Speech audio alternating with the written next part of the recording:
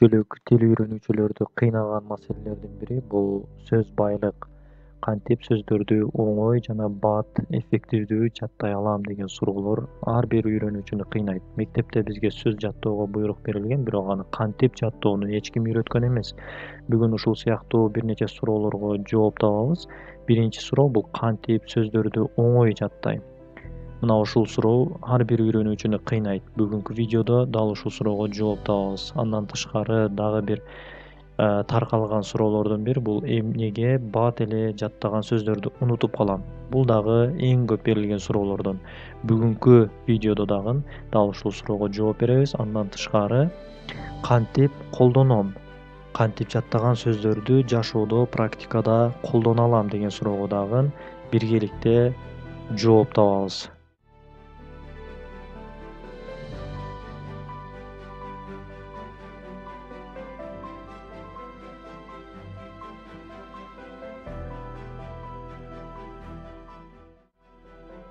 Ар бирибиз сөз жаттоодо дал ушул видеодогудай көрүнүштөргө учураган болушубуз керек. Демек, биринчи суроого жооп: сөздөрдү жаттоодо мектептегидей ыкманы колдонбойбуз. Мектепте атайын листке жазып алып, анан аларды кайра кайталап, кыйналып, сөздөрдү жаттайт элек дагы мектепте мугалимге айтып бергенден кийин аны эртеси күнү унутуп калабыз.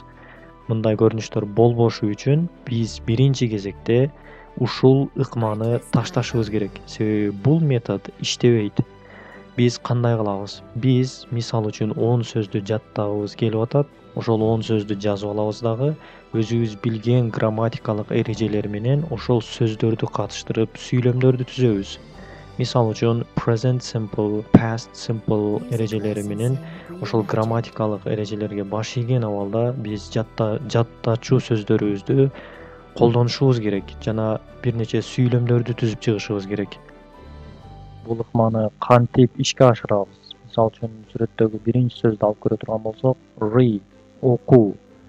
Эми ушул сөздү катыштырып бир сүйлөм түзөбүз.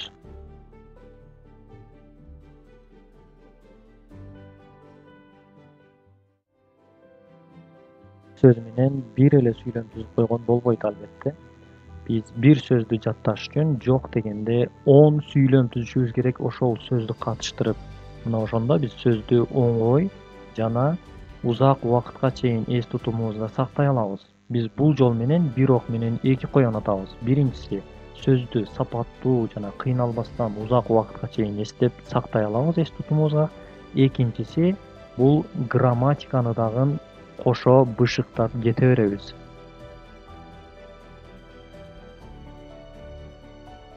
Кантип жаттаган сөздөрдү унутуп калбашым керек? Канткенде мен сөздөрдү узак убакытка чейин эс тутумумда сактай алам.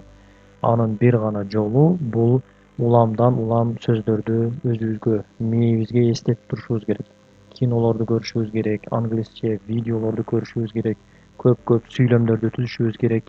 Мындайча айтканда, англис тилин жашообуздун бир бөлүгүнө айлантышыбыз керек.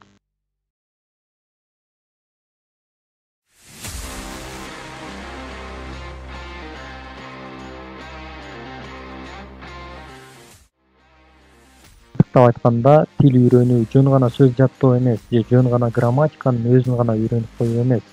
Бардыгын чогуу бирге алып кетүү жана англис тилин жашообуздун бир бөлүгүнө айлантуу. Тил үйрөнүүдө бардыгыңыздарга ийгилик каалайм. Саламатта калгыла.